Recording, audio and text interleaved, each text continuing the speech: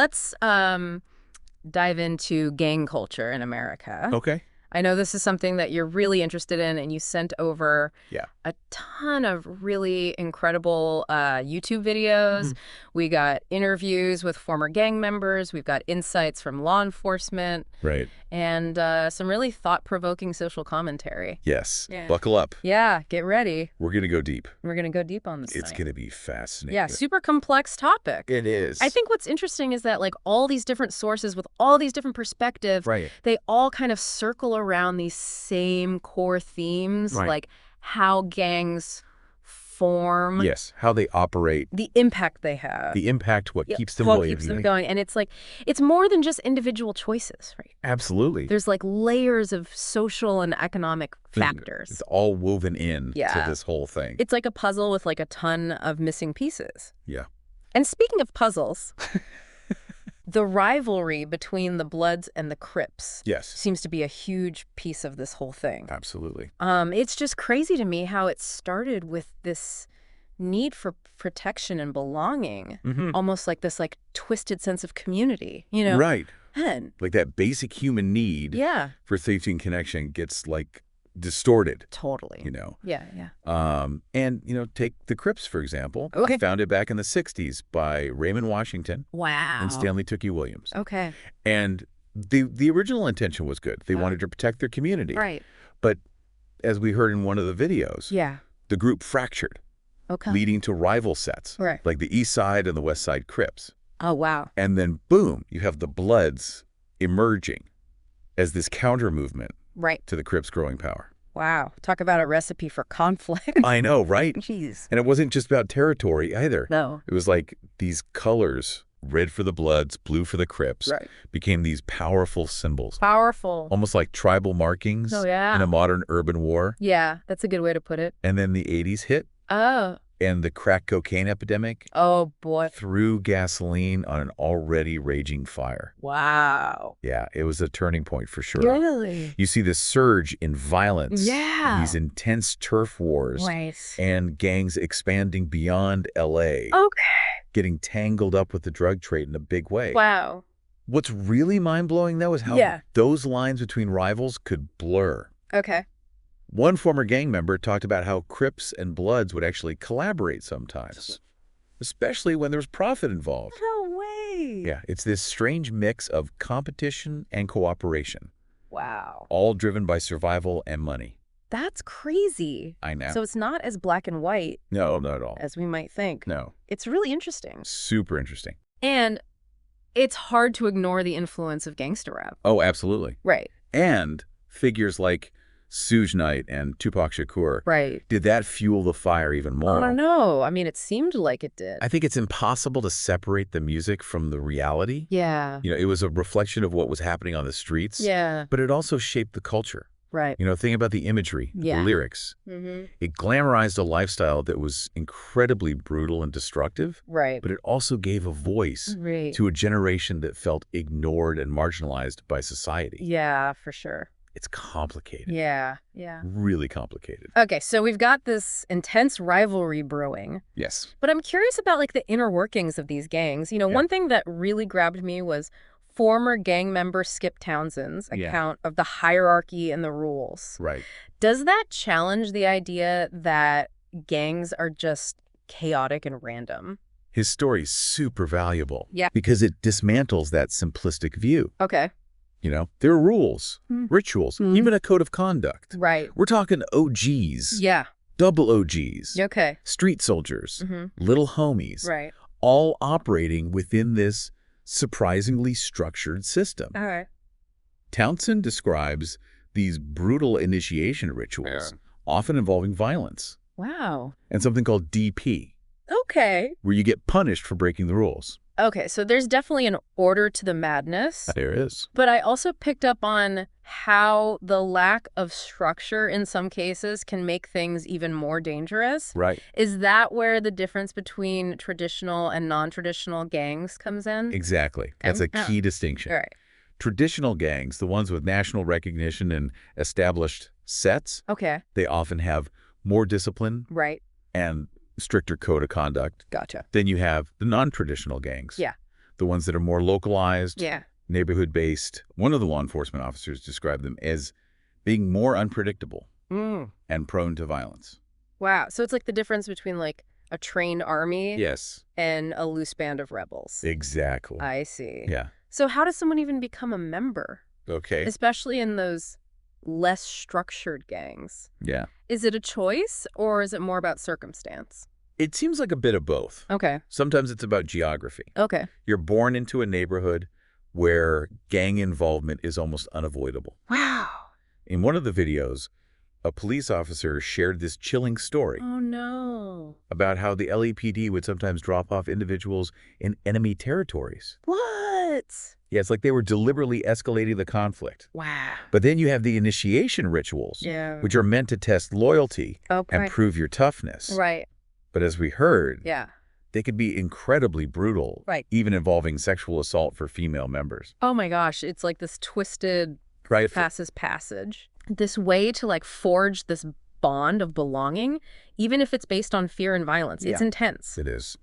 What about the impact of all this on the community, though? Mm-hmm. We hear stories of drive-by shootings, yes, drug dealing, of course, prison violence. It's pretty heavy stuff. The impact is absolutely devastating. Wow. And it ripples outward. Right. In so many ways. Yeah, I can imagine. You know, one former gang member talked about drive-by shootings as being almost commonplace. Oh, wow. Often driven by impulse and emotion. Really? Rather than any strategic plan. Oh, wow. That's scary. And the firearms themselves have evolved, too. Oh, they've gone from .38 specials and shotguns to these high-powered AK-47s and Tech-9s. Oh, my goodness. It's a reflection of this escalation in violence. Wow. Then you have drug dealing. Right. Which became a primary source of income for many. Yeah. Creating a cycle of poverty and crime. Right. That's incredibly difficult to escape. So, like, once you're in... You know, it's hard to get out. It is. It's hard to even imagine, like, what it's like to live in a community I know. where that kind of violence is just part of everyday life. It's hard to fathom. Yeah. You know? And it's not just the immediate impact either. No, of course not. What about the long-term consequences? Yeah. The trauma that lingers? Exactly. Yeah. And, like, how does that... You're hitting on a crucial point. Yeah. The mass incarceration of young black men, right, especially during the 80s and 90s, ripped families apart and left huge holes in communities. Right. Kids grew up without fathers. Right. Mothers were left struggling to make ends meet. Yeah, and it's a cycle that's hard to break. It is. And I remember one of the sources mentioning the LA riots. Yes. And how, in this strange way, they temporarily united rival gangs against a common enemy, the LAPD. Right, against the police. Is that a sign of hope or just a temporary truce? It's definitely a paradox in that moment. There was this shared outrage. Right. This sense of unity against a perceived oppressor. Yeah. But as we know, it was fleeting. Right. The underlying tensions quickly resurfaced. Of course. I think what's more important is the context. Okay. The deep mistrust between law enforcement and black communities. Yeah. It's rooted in systemic racism. Right. Over-policing and brutality. Okay, so where does law enforcement fit into all of this? Yeah. That's the question, isn't it? There seems to be a lot of conflicting viewpoints. Absolutely. On their role. On one hand, their job is to protect communities from gang violence. Right. But there's this long history of practices. Yeah. Like racial profiling. Right. And excessive force. Yeah. That have further alienated and marginalized black communities. Yeah. It's a complicated relationship, to say the least. That's an understatement. Yeah. And this is where the perspectives of commentators like Amir Odom and Judge Joe Brown come in. They bring a lot to the table. They really push us to look at the systemic issues that fuel gang culture. They do. They're not afraid to challenge the status quo. No, they're not. You know, Odom talks about the impact of welfare policies. Yeah. Particularly the man-in-the-house rule. Okay. That penalized families if a father figure was present. Right. He argues that this actually incentivized single-mother households. Wow. And contributed to the breakdown of the family structure. Okay, so that was like a policy that was meant to help. Right. But actually had the opposite effect. Yeah, the opposite effect. Right. And this is where the conversation about systemic racism becomes so important. Yeah. Odom argues that these policies, while seemingly neutral on the surface, were designed in a way that disproportionately impacted Black families. Okay. Further contributing to the cycle of poverty and broken homes. Wow. It's like these policies unintentionally reinforced the very problems they were trying to solve. That's crazy. And both Odom and Judge Brown highlight the decline of economic opportunities for Black Americans as a major factor. Absolutely. They talk about the loss of manufacturing jobs, the shift to a knowledge-based economy, and the digital divide that has left many Black communities behind. It's like all these factors are creating this perfect storm that makes gang culture almost inevitable for some young people. It's easy to get caught up in like the statistics and like the big picture analysis. But we have to remember that this is about real lives. Absolutely. You know, real people who felt trapped, who saw the streets as their only option. It's about a generation that felt forgotten, ignored by the system, with nowhere else to turn. So they sought belonging, identity, and a sense of power in the streets. Wow. Even if it came at a terrible cost. Yeah, it's a pretty bleak picture. It is. But are there any, like, glimmers of hope? What? We've heard stories of former gang members turning their lives around. I have. Is that where we start to see a path towards change? Those stories are critical. Yeah. Because they show us that transformation is possible. Okay.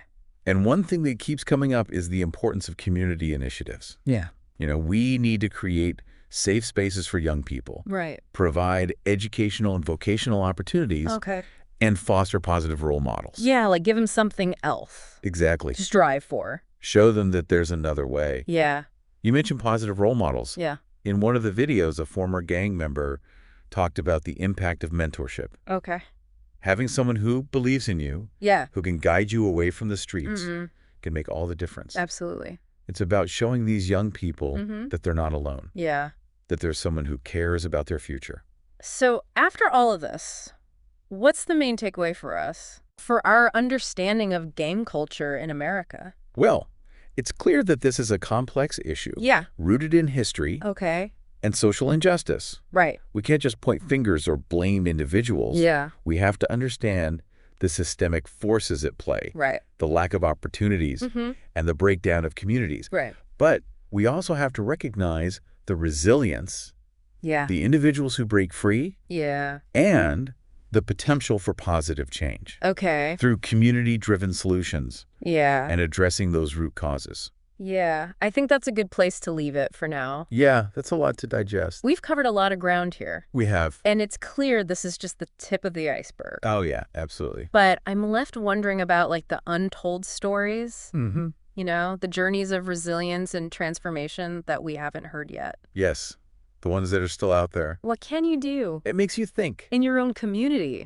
To support positive change and help break the cycle of violence. Big questions. That's something for you to ponder. Absolutely. As we continue our deep dive. Okay. All right. Sounds good.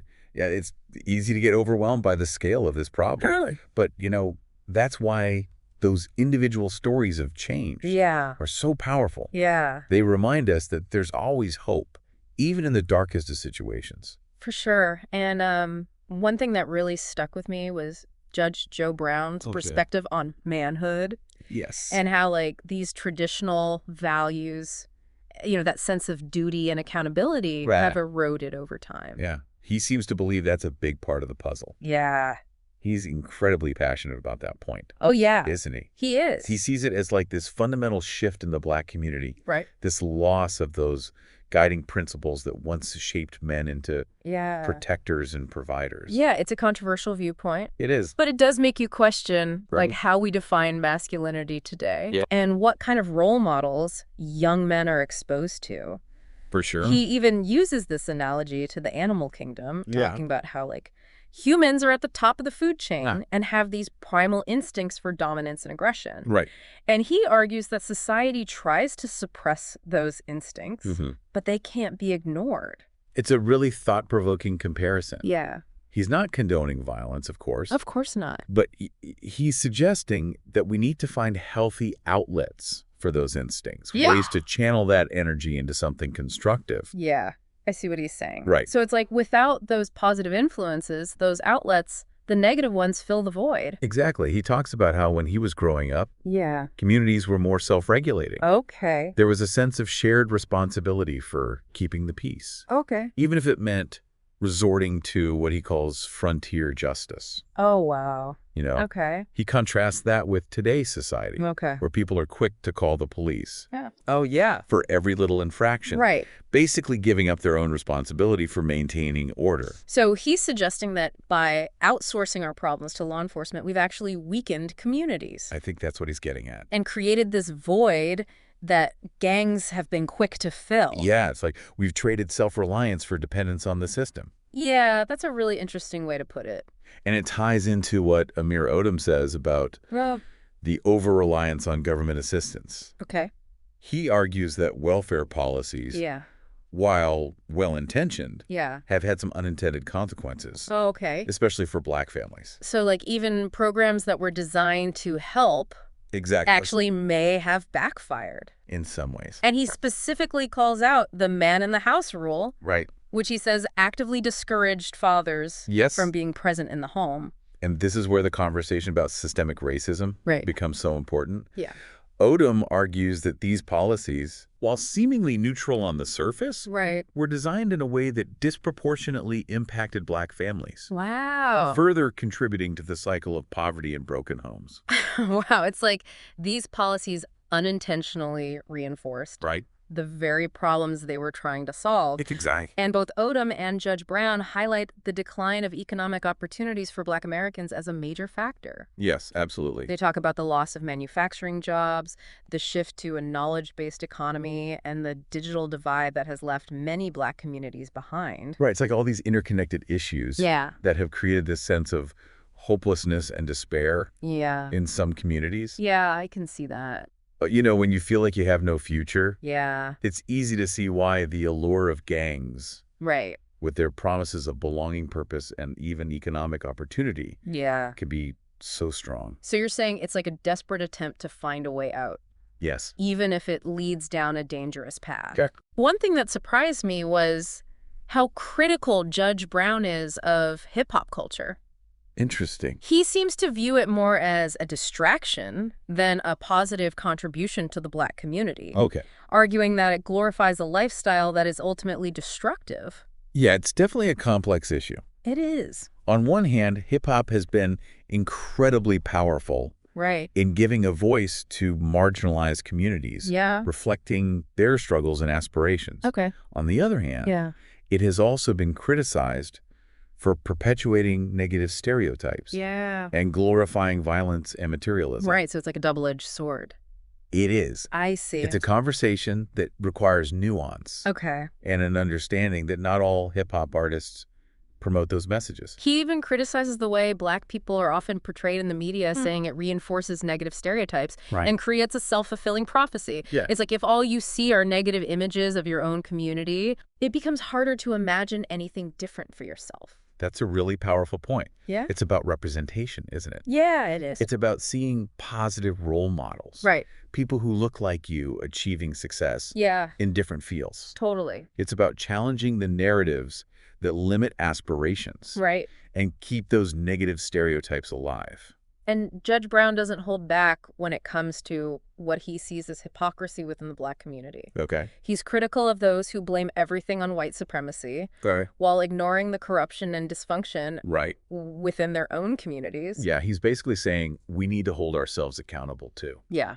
Yeah. He's especially critical of Black politicians who, in his view, have become more interested in personal gain than in serving their constituents. So he thinks they've become part of the problem. Yeah. He believes they've been complicit in perpetuating a system that benefits a select few at the expense of the many. Yeah. It's a harsh assessment. It is. But it does reflect this growing sense of frustration among many Black Americans who feel like they've been let down by their leaders. Absolutely. It's like they're saying, we've been voting for change, but where is it? And that frustration is often directed at the Democratic Party, which has historically relied on the Black vote, but in the view of some, hasn't delivered on its promises. Judge Brown argues that Black voters have become a captive audience. Okay. Voting for the same party out of habit or fear. Right. Even when their needs aren't being met. Yeah, like they don't see another option. Right. It's interesting. It's a complex political landscape. It is. And it's important to acknowledge the diverse perspectives within the Black community. Of course. Not everyone agrees with Judge Brown's assessment. Right. But his voice does represent a growing segment of the population. Yeah. That feels disillusioned with the status quo. And he's not afraid to tackle some really uncomfortable topics. Like what? Like sexual assault in prisons. Oh, wow. And how it impacts the Black community. Yeah. He talks about how men who have been victims of sexual assault in prison may perpetuate that cycle of violence when they return to their communities. It's a really heavy topic. It is. But one that's often swept under the rug. Yeah, for sure. It's a taboo subject. Yeah. But one that deserves attention. Yeah, absolutely. Sexual assault in prisons is a serious problem. Yeah. And it has lasting consequences for both the victims and their communities. Totally. Ignoring it won't make it go away. And he also highlights this phenomenon of men being turned out in prison, essentially being forced into a homosexual lifestyle that they may then carry back into their communities. It's a controversial topic. It is? But it's important to understand the power dynamics at play in prisons. Yeah. The violence and coercion that can occur. And the long-term psychological impact on individuals. Right. It's complicated. He even connects it to the trend of saggy pants. Really? Which he believes originated in prisons as a way to signal sexual availability. Wow. And how this has unfortunately become a fashion trend in the wider community. That's a fascinating observation. It is. About how cultural trends can emerge from unexpected places. Yeah. And how something that might have started as a survival mechanism in a harsh environment can evolve into something completely different in another context. Yeah. Of course, not everyone agrees with his interpretation. Of course. But it does make you think. For sure. About the origins of cultural symbols. Right. And how they can be interpreted in different ways. So it's like he's saying we need to be more aware of the messages we're sending? Yes, I think that's part of it. Even through our clothing and our style. Absolutely. It's clear that Judge Brown has this unique perspective on these issues. He does. Drawing on his experiences as a criminal court judge. Yes. A defense lawyer. And someone who's deeply immersed in the realities of the Black community. Right. He doesn't shy away from challenging conventional wisdom. No, he doesn't. And his views are often provocative. They are. But he speaks with a passion and an authenticity that resonates with a lot of people who feel like their voices aren't being heard. And he's particularly passionate about the need to reform the education system. Yes. Which he believes has failed to adequately prepare Black students for success in a rapidly changing world. He talks about the importance of teaching critical thinking skills, fostering creativity, and instilling a love of learning. Right. He believes that education should be about more than just memorizing facts. Okay. It should be about empowering young people to become active, engaged citizens who can think for themselves and contribute to society. I like that. He's also critical of what he sees as the overemphasis on standardized testing. Yeah, I could see that. Arguing that it creates a narrow definition of success. Right. And fails to recognize the diverse talents and abilities of students. So it's like a one-size-fits-all approach. Yeah, and he doesn't think that's the way to go. He believes that education should be personalized. Yes. Tailored to the individual needs of each student. Absolutely. And that it should nurture a love of learning rather than simply teaching to the test. It's a vision of education that emphasizes the whole child. Okay. Not just their academic performance. Right. And that recognizes the importance of developing character resilience and a sense of purpose. Oh, it's more holistic. It is. Okay. It's about more than just getting a good job. Right. It's about becoming a well-rounded individual who can contribute to their community. Yeah. And he's not afraid to call out what he sees as the failures of the current system. Right. Particularly in serving the needs of Black students. Yes. He talks about the achievement gap. Yeah. The lack of access to quality education in many Black communities. Right. And the systemic biases that perpetuate inequality. He believes that education is the key to breaking the cycle of poverty. He does. And empowering Black communities to achieve their full potential. Absolutely. He even criticizes the way Black history is often taught in schools, arguing that it focuses too much on slavery and oppression. Okay. And not enough on the achievements and contributions of Black people throughout history. Wow, so it's like he's saying we need to tell the whole story. Yes. Not just the parts that make us uncomfortable. Exactly. It's about time, right? He believes that Black students need to see themselves reflected in the curriculum. Yeah. To learn about the rich and diverse history of their ancestors. Yeah. And to be inspired by the stories of Black excellence that have shaped our nation. Yeah. It's about fostering a sense of pride, identity, and belonging. Okay.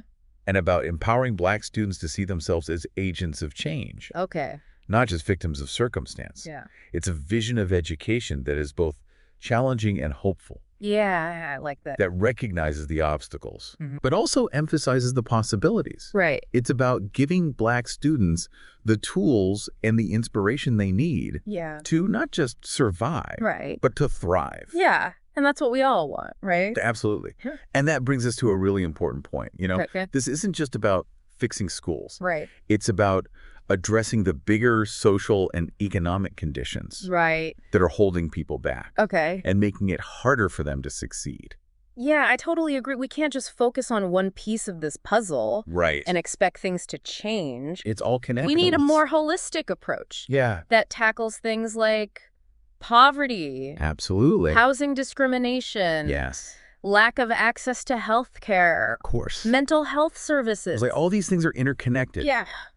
And feeding into the problem. One of the sources really hit me hard on that point. Yeah. The discussion about the impact of mass incarceration. Oh, yeah. It's not just about the individuals who were locked up. It's about the ripple effect on families and communities that are left behind. It is. It's huge. Yeah, it's like this whole chain reaction of negative consequences. Yeah. Children growing up without fathers, mothers struggling to make ends meet. Trying to hold it all together. Communities losing vital members. Absolutely. And it creates these long-term consequences that are hard to shake off. They are trauma, the stigma, the lack of opportunities. It's like a cascade of challenges that can impact generations to come. One of the experts talked about the need for criminal justice reform. Okay. For alternatives to incarceration that focus on rehabilitation and reintegration into society. Right. Is that what they mean by restorative justice? That's a big part of it. Okay. Restorative justice is about acknowledging the harm that's been done. Okay. Holding people accountable for their actions. Right. But also giving them a chance to make amends and rebuild their lives. Okay. It's not just about punishment. It's about healing and moving forward. It seems like a more humane approach. It does. One that recognizes that people can change and deserve a second chance. Yes. Do you think it has the potential to really break that cycle of crime and violence? I think it has the potential to be transformative. Okay. Not just for individuals, but for entire communities. Yeah. If we can shift the focus from punishment to rehabilitation and reconciliation, it could have a ripple effect that heals wounds and creates a more just and equitable society. Yeah, that would be amazing. It would. We've also heard a lot about the importance of economic empowerment. Absolutely. It's not enough to just talk about the problems. Right. We need to create real opportunities for people to lift themselves out of poverty and build a better future. Absolutely. One of the sources highlighted the success of former gang members. Yeah. Who became entrepreneurs. I love those stories. They started their own businesses, created jobs, and are now giving back to their communities. It's like they took all that negative energy and channeled it into something positive and productive. Well, exactly. It shows that change is possible. It does. That people can overcome incredible adversity Yeah. and achieve success even when the odds are stacked against them. And it's not just about individual success. It's about building generational wealth. Okay. About creating a legacy that benefits their families and communities for years to come. Wow, so it's like a long-term solution. It is. It's about breaking the cycle of poverty. Yes. And creating a more equitable society where everyone has the opportunity to thrive. That's the goal. You know, all of this makes me think about the conversation around reparations. Okay. Some of the experts argue that the historical injustices inflicted upon Black Americans, especially through slavery and Jim Crow, require more than just an apology. They're saying it requires some form of tangible restitution. Yeah, it's a complex issue. It is. With a long and often painful history, and it's one that continues to be debated. It does, yeah. Some people believe that reparations are necessary to address the systemic inequalities that persist to this day. Okay. Others argue that it's impractical, divisive, or even unfair to punish current generations for the sins of the past. It's a tough one. It's definitely a conversation that needs to happen. It does. And it needs to happen with nuance. Yes. Empathy, and a willingness to confront some uncomfortable truths about our nation's history and the legacy of racism that continues to shape our society today. It's about facing our past. Yeah. And figuring out how to move forward. So as we wrap up this deep dive into gang culture in America, okay, where do we go from here? What are the key takeaways that we should carry with us? It's clear that there's no easy fix. No magic bullet that will solve this problem overnight. Right. It's a multifaceted issue with deep historical and social roots that will require a sustained and multifaceted approach to address. So it's not going to be quick. It's going to take time. Or easy. But I think the most important takeaway is this. Okay. It's about understanding, not judging. Yeah. It's about recognizing the humanity of every individual, regardless of their past. Yeah. And believing in the possibility of redemption and transformation. It's about shifting the narrative from despair to hope. Yes. From blaming individuals to addressing the systemic issues. Absolutely. And from perpetuating stereotypes to celebrating the resilience and potential of the human spirit. Beautifully said. You've given us a lot to think about. It's a lot. As we sign off, I'm left with a sense of both urgency and hope. Yeah. Urgency because the challenges are real. They are. And demand our attention. We can't ignore them. But hope because there are incredible people out there working tirelessly. I'd agree. To make a difference, to heal communities, and to create a more just and equitable world. They're the real heroes. What role will you play in this journey? That's the question. That's the question I hope you'll continue to ponder long after this deep dive is over. Yeah, don't let it end here. Until next time, keep learning, keep questioning, and keep striving to make the world a better place. I like that. Keep striving. All right, we'll see you next time. Take care.